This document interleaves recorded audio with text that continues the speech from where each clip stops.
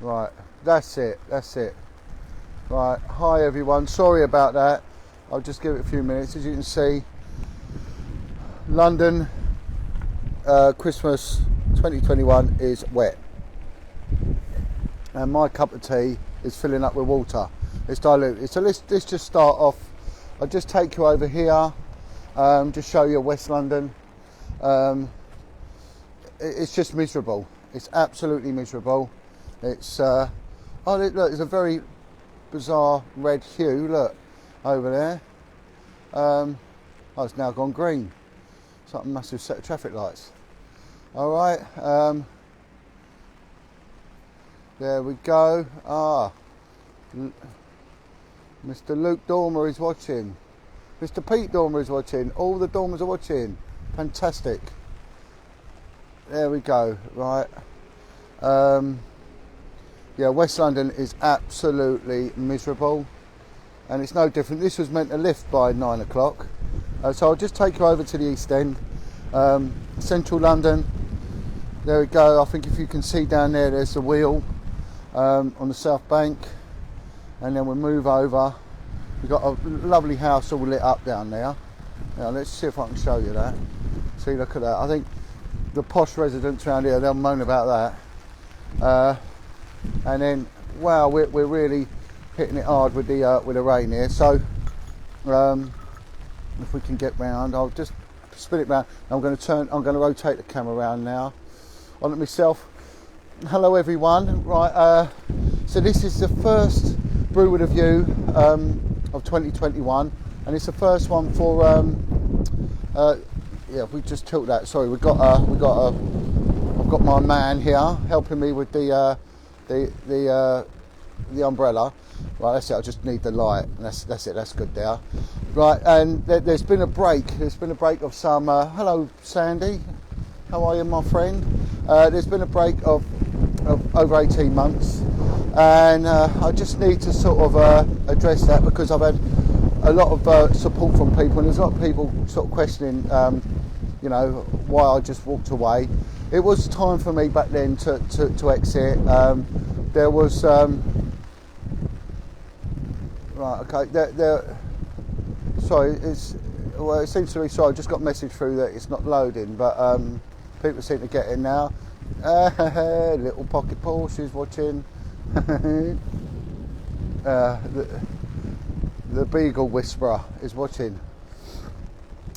So we go back now to 20. I don't know when was it we did the walk, myself and Big Deal, 2020, when we walked all the way from London with little Millie along the River Thames, and we made our way along the canal network all the way to Bath for Rainbow Woods. And during that, so my eyes, it looks like I'm crying, but it's not. I'm just getting rain smashing into my face. The trolling was sort of getting to a crescendo, and I just got fed up of it, to be honest. Big up Mossy. There's just only so much, and then because they're very bizarre individuals, and I'm going to address that, because after there was a conversation that I received a phone call a few months ago, and it'll come with a trigger warning, this conversation, because of the content of it, but it's from a victim of abuse who actually went on to abuse, and he contacted me and he gave me some quite revealing information, and it sort of explains the mindset of some of these trolls. You know, these are damaged people.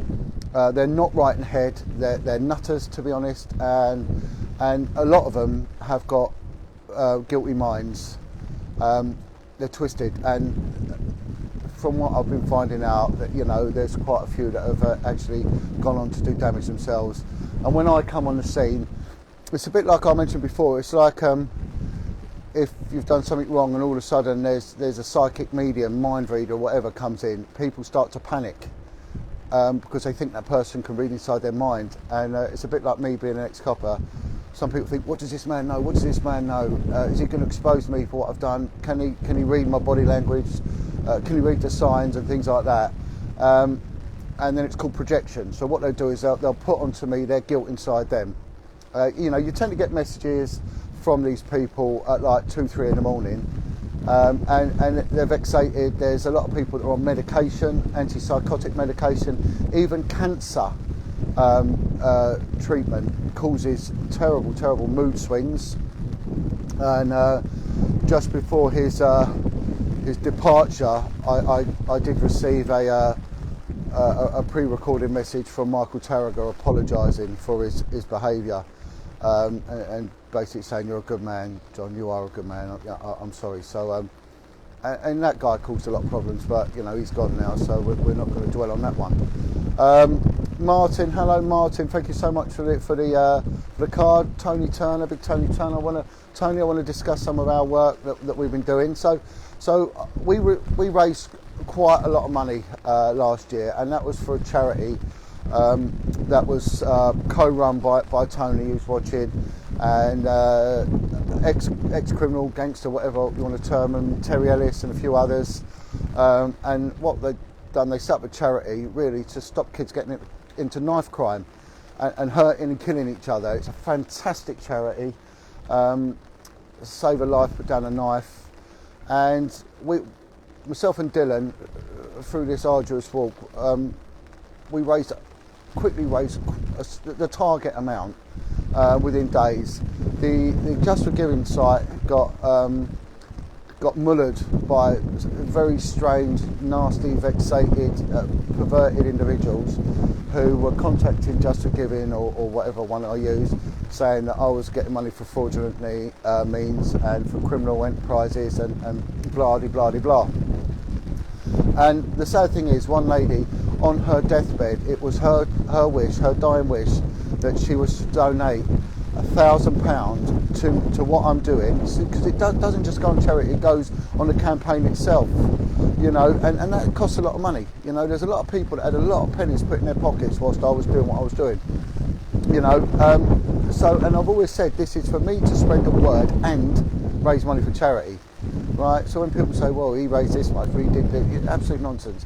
So anyway, because the money was then put on hold, and then it was refunded back to those that donated. And do you know what? We started again, and we did get the money. I got it by other means, and a few months ago, I handed over a substantial amount of money, a cheque to Tony and Terry's charity over in the East End of London. You know, so God bless them and may it carry on. But what happened when the money got sent? They sent this money back to this lady, and it went into probate because she'd died. So all that money got lost. It went, you know. So when these people attack, you know, what are they attacking? You know, they're attacking me, going out there, spreading the word. You know, many people have spread the word, but I did a damn good job at it, and I'm going to take credit for that because I did. And I get contacted daily from all around the world from people saying no one is spreading the word more about satanic ritual abuse and organised abuse than you was. And I was also approached by someone who was saying that, who knows about podcasting, and said that this brew with a view, let me get my brew before it gets all wet and full of rainwater. Oh, that's gone cold already. And they said to me, you was on the precipice of something really monumentally great. And even Facebook said that my podcasting in 2018 was the fastest achieving in figures. Millions upon millions have seen this sort of work, and the work's got out there. And I would say probably 1% of the messages I get are vexated. 1%. The rest of them are great. They really are great. And this is going to be a message of gratitude, and I want to sort of then go on and give my forward projection for what we're going to do, because we're not standing down. We're actually coming back bigger and greater than before. However, the people I'm working with and the work I'm doing will remain very highly confidential. But I will podcast it every now and then. I will no longer be doing, I'll do these lives on updates, but I won't be doing live podcasts. We're going into professional podcasting. And we're going to be looking for sponsors for that. And we are we go under the pseudonym of the SIU. Again, that acronym will remain to ourselves. and we are going to go out there and really help people in need, but it's very, very proactive. And the sort of stuff that we're going on to, which I'm going to mention in a minute, we are connecting now with very, very high level people. Some are in government. I know there's a lot of people that don't like the government and trust them, but they've a couple of MPs that have come to our assistance, you know, so we've got to be grateful for that. And I want to thank so many people, you know. I want a big up to my compadre who has walked hundreds and hundreds of miles with me in the worst weather the UK can dish out, and that's Big Dill of Devon. And there's a story behind this. Look, my eyes look like they're crying, but they're not. It's just because the air is just cold up here and the rain is just bashing into my face. We did this walk to Rainbow Woods, and that was for Darren Jeffries to highlight his plight. Darren isn't a well man at the moment. The guy was really putting his life back on track. He really, really was. And he got hit with terrible illness, some of it related to childhood abuse. And we very nearly lost Darren the other day. He lost a lot of blood. But he got through because he's a soldier, this guy, he's a warrior. And he hung in there. So if we can remember Darren, you know, in our prayers of healing, we want this guy to get strong. He's needed, he's loved. And there's going to be a place in it for Darren in the work that we're doing in calling out to people, because he's a very, very strong character, and he's got a formidable testimony, you know, that matches none other. And it's been an absolute pleasure to know Darren. So Darren, if you're watching, you're a good guy. You really are a good guy, and we wish you all the best, you know. So God bless Darren. So we was going to go to the Rainbow Woods, and bear in mind Rainbow Woods is a place where Darren was taken with other boys.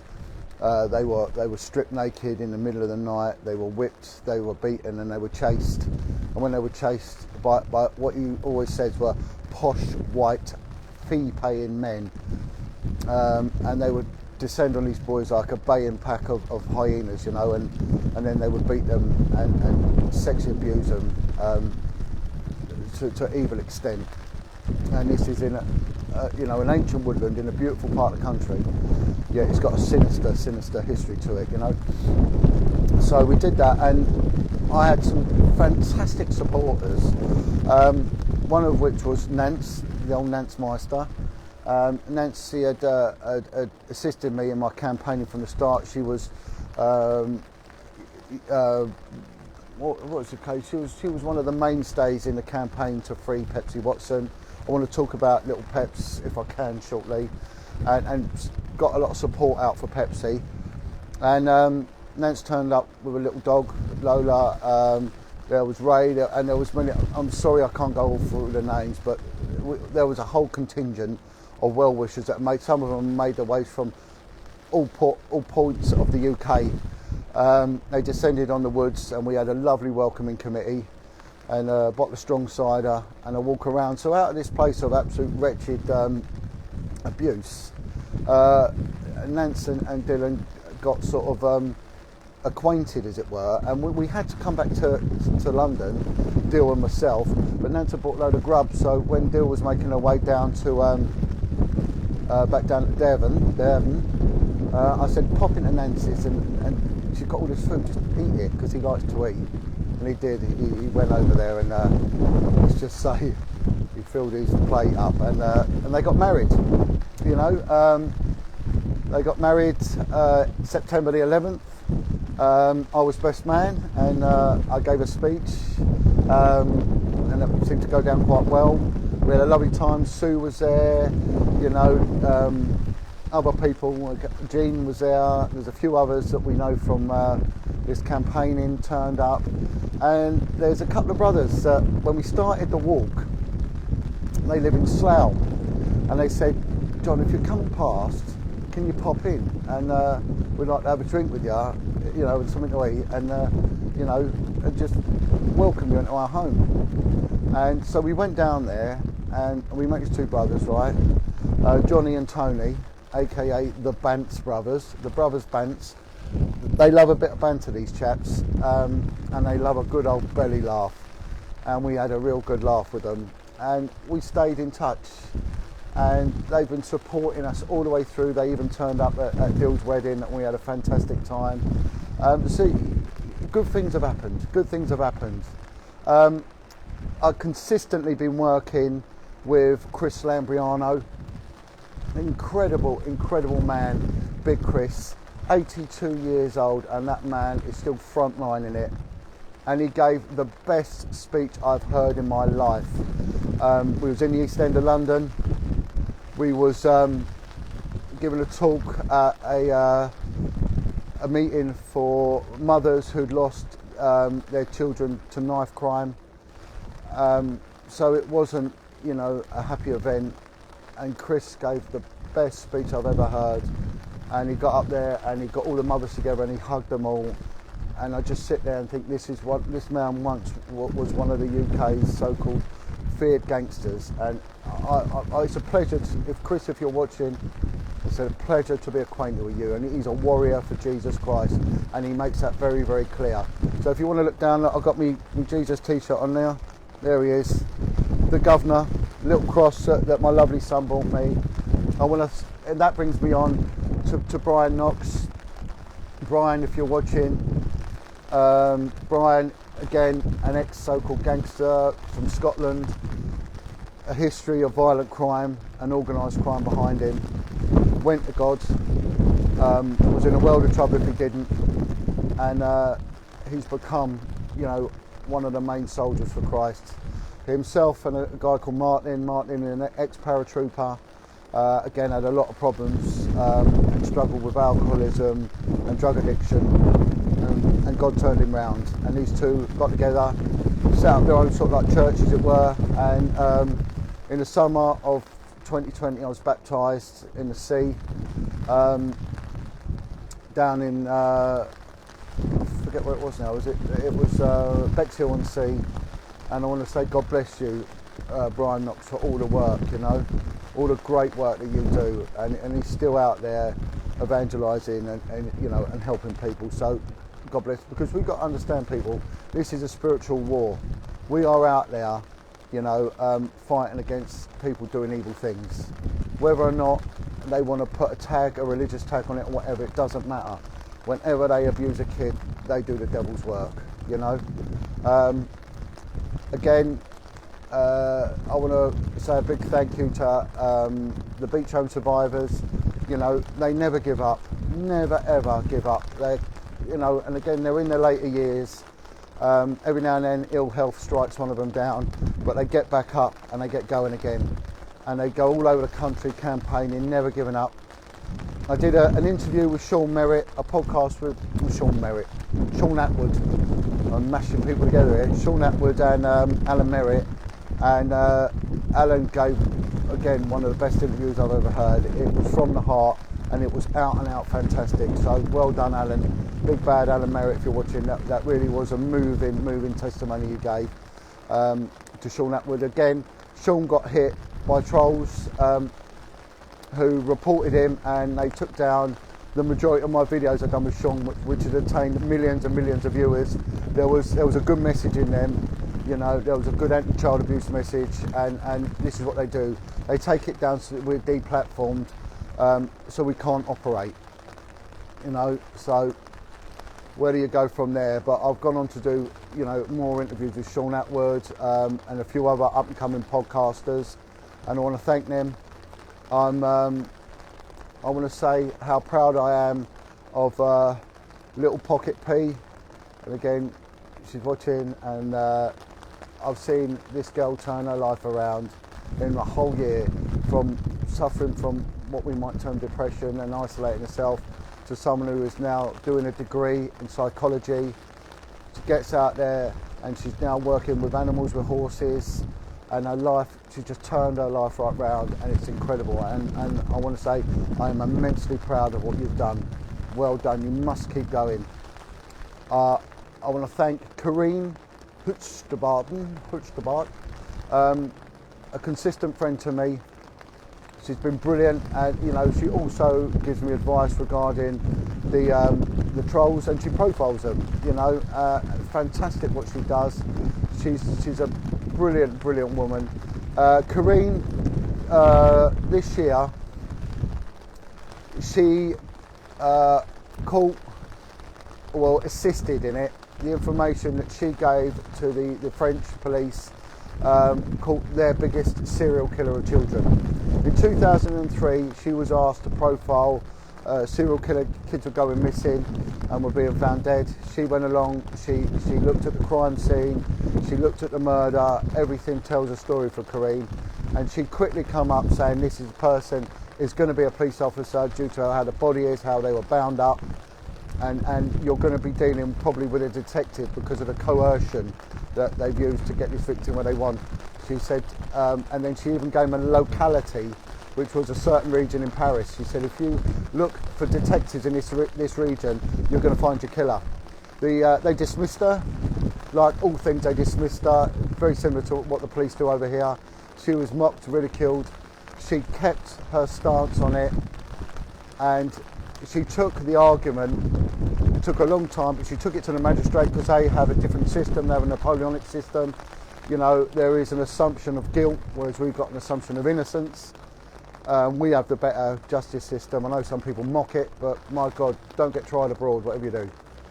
Anyway, so I'm just reading the message. So Corrine went to the magistrate sided with Corrine.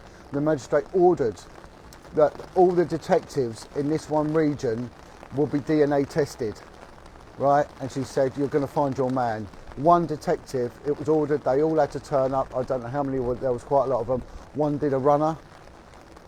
She said, go after that man. They tracked him down to a hotel in Marseille, in France, and he was found hanging with a suicide note admitting to all 9 child murders. Had they listened to her, 7 children would be alive today. You know, this is one woman who is absolutely bang on the money with what she does. We were approached. Now, I've stepped away from a lot of people. The John Wedger Foundation was dissolved, that's gone. We now work under what we call the SIU. Again, that won't be explained. We're a very, very small team. Majority are ex-military. Very, very, very capable people. We have also got someone who was probably one of the most experienced senior police officers in the country now, retired, assisting. We've got experts in fieldcraft, radar, ground penetrating radar. We've got the best cadaver dog handlers in the world at our disposal, you know, and we're quite a cracking little unit now. No one knows what we do, you know. People get in touch with me and then we assess it from there.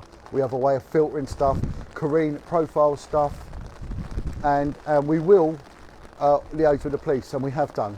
We have liaised closely with the police, not to any good effect, to actually a very negative effect, but you know what, screw them, because we know them, you know.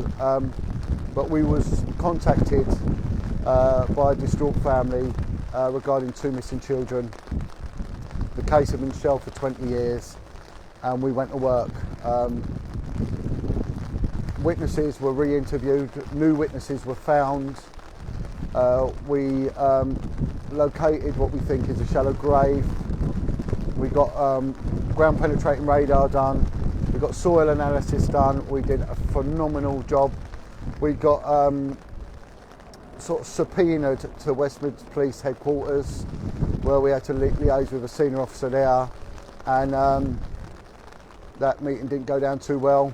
We needed access to a bit of land which had been commandeered under a government project, and we were banned from going on this land. I think the police may have something to do with it, but I don't know. Anyway, we took our fight high.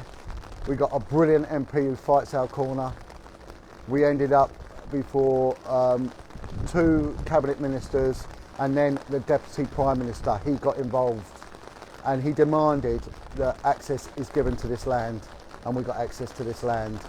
But something happened, because the moment he did that, all the MPs were then contacted by the intelligence services telling them to back away from John Wedger and class me as a dangerous activist. So, you know, we're under the radar now, but everything we do is professional. A lot of lessons have been learned. I should have listened to Corrine at the beginning. I should never have worked in a big group, which I did. And again, with trauma-struck people, there was a lot of trauma bonding within the group. People turned on each other, things were stolen, and it just turned spiteful. Some of the things that were done, you know, information about witnesses and sources of information that we had, human intelligence sources, were passed on to people, and that could have caused a lot of problems, you know. And oh my word, I had one guy, one moron, who I hadn't even spoken to, went and got an injunction saying I was harassing him. I didn't even spoke to the bloke, you know. So we had a lot of money taken away. There was quite a lot of deception going on. We've had some very, very strange stuff happen to us, you know. But never again will that go on. What we've got now are a group of individuals. We all work on our own merit, on our own skill set. We come together and then we break away again, as was recommended to us. So there will never be a collective. All these trauma-bonded groups always inter-ruck. They all attack each other, always. Because that's how it goes, that's the nature of the, I suppose, the survivor, victim, you know, mentality or whatever it is. It's one of them things, you know, it's one of them things. Brian, I've just given you a massive shout out, Brian. I've just thanked you immensely for the good work and for the baptising on myself that you and Martin did. So, you know, thank you so much. So, and the one thing, we always work with the police, so whenever we get information, share with the police. Now I want to come on to why we do that, because there's a lot of people that are anti-police. I'm not anti-police, I've never been anti-police. I don't like corruption, and I make that quite clear, right? It shouldn't be covering things up. Right, so, Wilfred Wong was arrested last November, just over a year ago, in a failed kidnap attempt. Okay, there were 6 people. There's him and 5 co-defendants. One unfortunately died in some bizarre circumstance in prison. They're all remanded, awaiting trial. The trial went ahead this year in the summer, and the evidence come out that it was a woman who was trying to get her son back from what she claims was a very abusive and satanically abusive relationship with the father.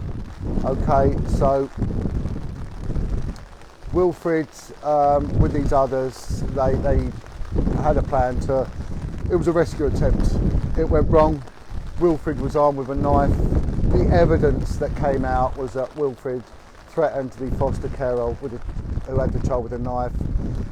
There were witnesses, there were some landscape gardeners putting up the fence, saw it all, they gave evidence. And there was other people who gave evidence. And Wilfred, it was his first offence. He's a man of impeccable character, and he's a good man. He is a good man, Wilfred Wong. I offered to go character witness for him, but it wasn't required. And you know, the child, from what we know, may well be back with the abusive parent, or alleged abusive parent, shall I say, because Wilfred gets attacked. There's a guy who goes under the tag of James Hind, I'm going to name him, who attacks Wilfred relentlessly. His real name is Julian, this guy, and it's appalling what comes out, the vile spew that comes out this guy's mouth. And what these people do is they try and find any way of informing the police on what us as light bearers are doing. So they'll transcribe every interview I do, they'll find any indiscretion. They've written to the IICSA, the ICSA inquiry, which I want to go on about in a minute, saying that John Wedger, his statement, you know, is inaccurate. They reported me to the tax office, the serious fraud office, to the police. We know of 2 people that, because of information they got from Wilfred, were visited by the police and interviewed. And that's because these trolls had informed the police of what had gone on and said, you know, this is an offence, and this is a contemptuous behaviour, and they got a call from the local plod. So they're out there, and this is all they do all day long. They will go through every word you say, every single word you say, you know. And you know what? You've got to ignore them. And I say to people, don't inform me about trolls and what they say about me. I'm not bothered. They really are the dog turd on my shoe. And so when I stepped away, what did these idiots do? They started attacking everyone else. You know, and what it was one of the things they said, that John Wedger works the other side. Well, let me tell you, I work with Jesus Christ, so if he is the other side, who are they working for? You know? So don't engage with these people. They're mentally ill, and when you see their faces, they're twisted, contorted and vexated. They are on serious mind-altering medication, and they are damaged, and they have guilty consciences. And I'm going to go on to that now. But bless Wilfred, he got a 17.5-year sentence with a recommendation to serve 11.5 years. What we are seeing is when you go down and you're doing this, exposing this, like we've seen with Cole Beach and Sabine McNeil, you're going to get the maximum sentence they can throw at you. So people, be clever and be careful what you do, because if you're caught, you're going to go down a long, long time. The mistake Wilfred made, he should have informed the police what he was doing. He should have done. I want to big up the Sikh Awareness Society for the cracking work they do in helping kids. But again, they work with the police. And we will work with the police. We will work with the police. And we have done. Okay, so a guy calls me. I'm not going to say his name. And it's probably the most shocking testimony I've heard to date. He was in a kids' home. He was raped, gang raped, buggered, abused, beaten. He was made to take part in satanic rituals where he was made to cut a woman open, a prostitute open. Every day he would be taken in the backyard and made to have sex with an Alsatian dog while a group of men masturbated, who were teachers and carers in this home he was in. Right? He ended up with severe anger issues, and he wanted to talk to me and say, do you know why you get trolled? And I listened to this guy, and he said, you're not going to like what I say next. So I said, okay, well, what have you got to say? And he said, John, I went on to be an abuser. I sexually abused my daughter. So my focus now is on the daughter. Is the daughter okay? Did you get convicted? Did you admit to this? And of course, he said, yes, he did. He admitted to it. He got caution, and not caution, he got convicted pre sex offenders register, so he's not a registered sex offender. He told his daughter when she was old enough what he'd done. She never wants to talk to him for the rest of her life, and who can blame her? But he said, John, there's a lot of people that go through this that go on to hurt. The ones that attack you have hurt. He said, I'm telling you now, as a sex offender and abuser of kids, they attack you, John Wedger, because they are dirty and they've got guilty minds. So that was from an insider, all right? And it made a lot of sense to me. Is he right? Who knows? But it makes sense to me. It ties in with some of what Green says as well, all right? So that's that dealt with, you know. Please have Wilfred in your prayers, you know. He's got a long way to go, you know. He's going to be a very, very old man when he gets out. You know, some people might not agree with what he's done, but he didn't have criminal intent. He went out there to rescue a kid, come what may. And you're talking about a guy who served in the military, a tough guy, you know. He's a mixed martial artist, and he knows only one way. And when he's up against what he deemed a Satanist, he dealt with it how he thought he'd deal with it. So, you know, again, we've got to be very careful, because, you know, the matter has been dealt with, but there's not much that's come out in public domain about it, not much. So there you have it. All right, you know, they're just hurdles, these things. I've learnt so much from being at the centre of attacks, being the emotional dartboard for these loonies, and I'm glad I did. I'm glad I made them on my first few years at this, because this next episode is totally and utterly different. You know, what we are doing now, honestly, it is brilliant. It's great. I'm still doing stuff with Chris Lambriano when I can, you know, and please, let's pray for this guy that he keeps strong and he keeps out that he's needed. This is a good man. You know, I can't praise that guy enough. I speak with Billy Maloney. He's doing good. you know, but he's tired and he's done his bit, you know. He's done his bit. It's because we've had the Shirley Oaks care home thing come out, you know, so then people are moving on now with their lives. There's compensation has been given. Is it enough? Well, it'll never be enough, but you know, no one makes up these allegations for money, despite what is said by the likes of Lady Britain and many others. Who would want to go through them horrors? You know, and I often say to people, put yourselves in the survivor's shoes. How would you go about your normal day if you had all that baggage and all that damage on you, you know? So it's hard lines. And one of the things we want to do is we want to show the world not just the sheer extent of child abuse, because it's the most detrimental. Like someone saying my live isn't loading up, so I don't know about that, but sorry, I just read a comment there. Right, single most detrimental thing in society, right?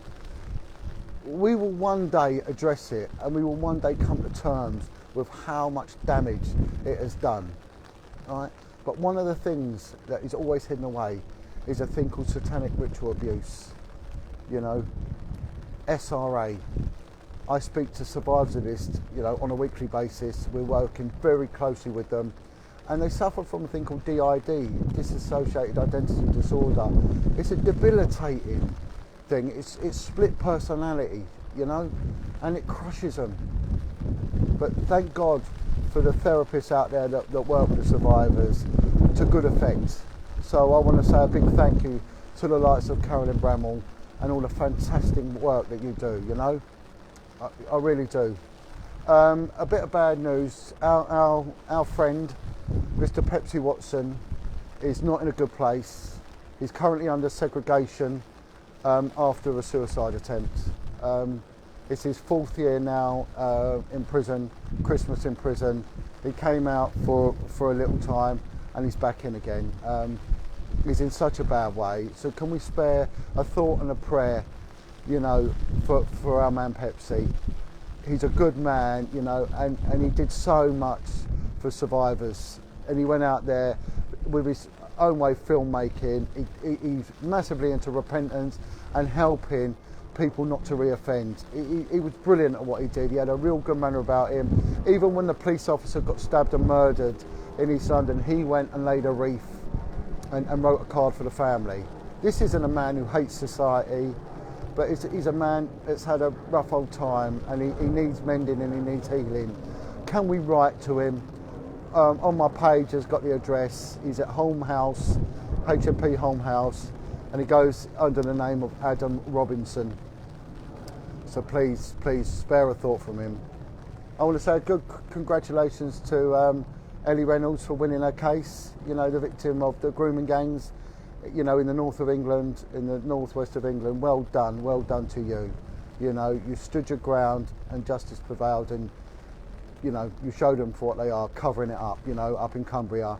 And again, I spoke out in favour of Ellie, wore a t-shirt, and someone reported me to the Attorney General, and I've got a threat from the Attorney General of contempt.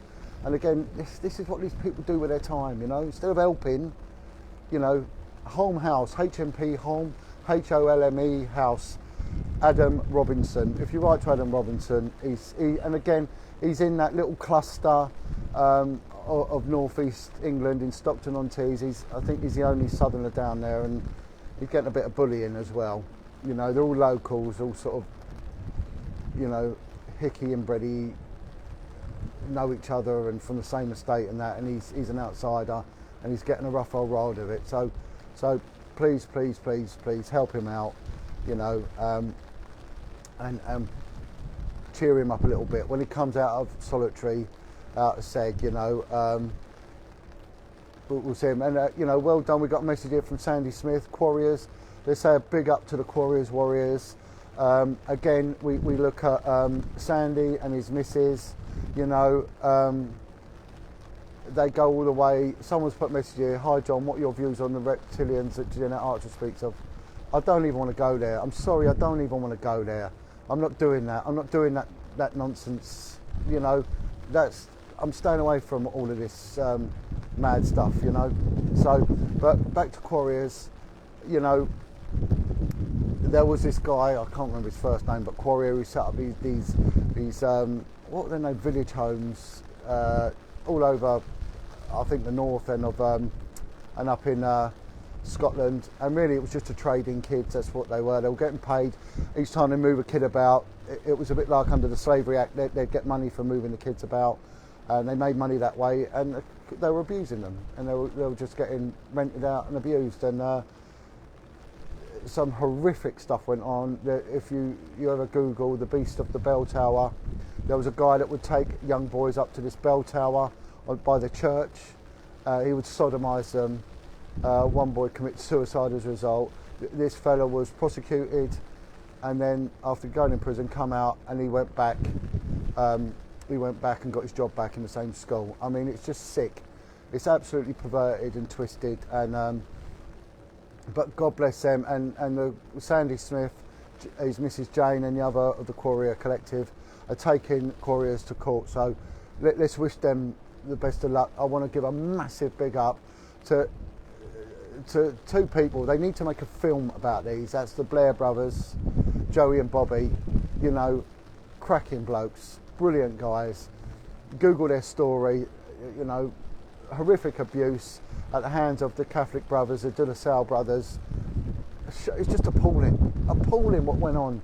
And again, they're out there all the time campaigning. I want to thank the veterans, the ex-veterans association, who sent me a lot of support and help. Members of the Football Alliance have done the same, you know, sent help my way. I even got a mention of Tommy Robinson thanking me.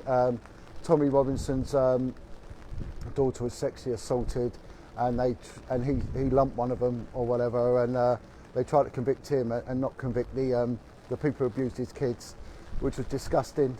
And so I set up a campaign to try and get Bedfordshire Police to overturn their decision, and they did, and he thanked me for it. So there you go. It just shows you can do it, but you've got to do it the right way. Everything must be done the right way. If you do it the wrong way, the system's going to take you out. They're going to take you out bad, you know. You can't afford it. So I gave evidence at the IICSA, the ICSA inquiry. I'm getting my years mixed up. I think it was last year. I'm not too sure. Yeah, it was last year. Anyway, I was one of only a couple of national core participants, as myself and Maggie Oliver gave evidence. Again, the trolls contacted ICSA and tried to get me taken away from it. The government tried to redact my statement. They actually got hold of my statement and mixed the pages up, and oh, the fireworks going off there. Look. And they paginated it all wrong, so it didn't make sense. Anyway, I've got a cracking barrister. I want to thank him. What a fantastic guy, and he fought with the solicitor. They fought every single day for 3 days to keep my evidence in. My evidence got in. I managed to give evidence at the inquiry, and 5 recommendations on ICSA have come from my evidence. And even Justice Jay said that my statement was heavily corroborated by survivors and professionals. So even the CPS corroborated with my statement, social services in Bristol corroborated with it, and victims as well did. They said what John Wedger's saying ties in with what actually goes on. So it's cracking. It was a really, really good year for that. But I'm not going to be open like I was in the past. I would say things and tell people what I'm doing. That ain't happening anymore. But I will be doing updates. There's going to be professional podcasting going on. You know, there might be a little bit of merchandise. We'll try and get a few more Brew with a View. This tea's totally gone now. Oh, that is so manky. That's gone really, freezing cold, like we are up on this roof. And this is a message of gratitude. You know, without the brilliant people that I've worked with, majority of them survivors and ex-criminals, you know, which is so ironic. I would not be here. You know, I want to thank a guy called Pastor Patrick. You're a good man, and I want to apologise to Pastor Patrick because certain events occurred which I won't go into. You know, a few of us received death threats, and it was a bit strange, a bit crazy what happened last year. there's some unsavoury people out there, but Pastor Patrick is a man who does a lot of good, and brilliant work. I want to say a big shout out to a guy called Ez, who does so much turning criminals around, putting their lives straight. I'm totally impressed with him, with his work, and hopefully continue to sort of be associated with him in the future. And you know, I want to thank everyone, honestly. You know I can be a difficult person, you know, and I know sometimes I disassociate myself. I've got a habit of when I've had enough, I'm off, I'm gone, you know, as people have found out. But again, it doesn't mean that I'm disrespecting you, you know. Massive shout out to Trace and to Rita for all their help. Tracy and Rita, what a cracking couple of girls. They're brilliant, absolutely brilliant what they've done, you know. And Tracy herself for all the work she does for the community, you know. God bless what you do for everyone in North London. Fantastic work, you know. So that is it. I want us to spare a thought for all those that are in trouble this Christmas, you know. Spare a thought and a prayer for Samantha Baldwin, who's been divested from her beautiful sons for many years now, and is dealt with by the most humiliating way by the family courts, and she's in turmoil all the time, not knowing if her boys are okay or not. A good woman, a good woman, you know. Please spare a thought for her, spare a thought for the survivors that are struggling at this time of year, you know, and those that harbouring addiction because of the abuse they've gone through, you know. It's only by the grace of God some of us aren't there, you know, themselves. So we're going to keep going. You're right, Brian Knox, God bless you, Brian. I will come down and see you. Brian's got 2 dogs now, apparently. And, you know, I'm going to start again the podcasting. I've made some brilliant contacts over the last year and a half. I want to thank Sean Atwood for what he's doing. We saw the all the problems with what they call the podcast wars, you know, this battle of egos. Sean's not like that, but there was someone else that was attacking him and undermining him and lying, and this is what it's jealousy. It's jealousy because these people are making a living out of it and they're doing well. People hate it, you know, they hate it. It's just horrific, and they're just strange people. So Sean had a lot more resilience than me. He saw it through, and he's now up to 1 million subscribers and doing very well. I want to say a massive shout out to an ex-bank robber called Anthony Roberts. This is a guy who's turned his life around 180, and he's screaming off in the right direction now, and he really is doing good and changing lives. I'm proud of you, Anthony. I am so proud of you, what you've done, you know, and even his vibe is good, you know, and he's now filmmaking, Anthony, so he's going to be a force to be reckoned with soon. You're going to see a lot more of Anthony, and let's hope him and his compadre James, when they put their films together, go on to total and utter greatness. Please follow their works. Please follow the works of Underground Films. There's some cracking stuff coming out with Underground Films. They're really doing good, and that's that. So I'm still there. You'll still find me at johnwedgerfoundation@gmail.com. If I don't get back to you, I don't know, what can I do? But I just leave you with an example. I got someone sent me some messages the other day, and I look at when these messages come in, and if they're early hours, you know you're dealing with someone who's a little bit cuckoo, you know. And it was they were abusive. They were, John Wedger, you see you next Tuesday, you're this, you're that, you know. You've never mentioned anyone's name. You've never this. The usual nonsense, you know. You work for the other side and everything else, right? And he said, you need to go out there and open your mouth. So my reply was, what? Like your mum? Anyway, the next thing, this bloke's put a message out. John Wedger threatens people's mums. He attacks mums. My mum's vulnerable and he's attacking her. So it's called cognitive distortion.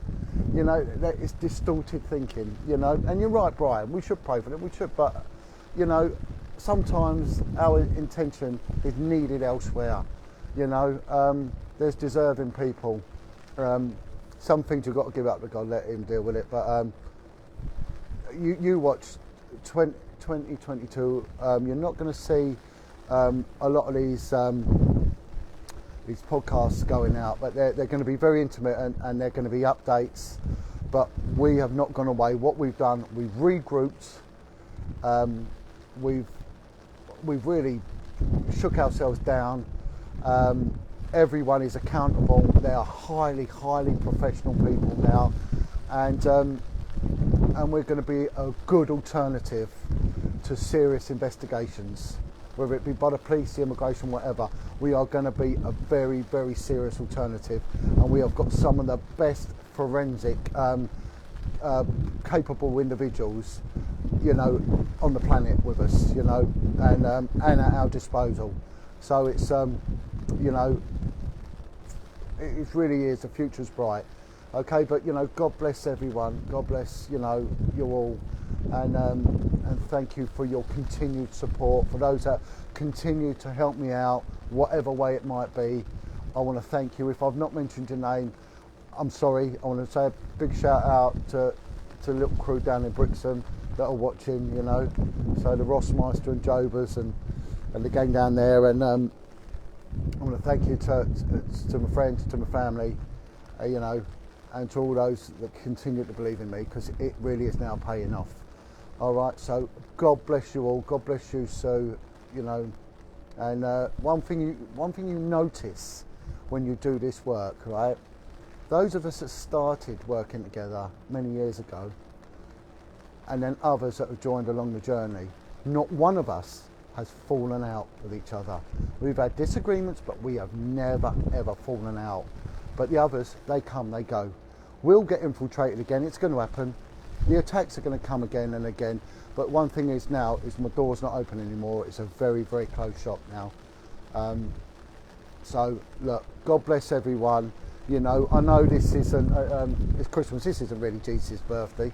They've just mashed it all together to sort of blend paganism into it all. But it don't matter. It's a time when people do have a thought for each other, you know, they do.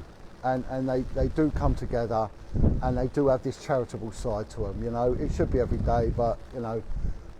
So, God bless you all, and thank you so much, and hopefully see me again. And what I'll do is just give a little flip round of London before I go, just show you it's still absolutely persistently raining down now, and that's it. I mean, it's absolutely smashing it in. So, and we're soaking wet here, so we're going to go and have a Christmas brew, and I'll just turn around and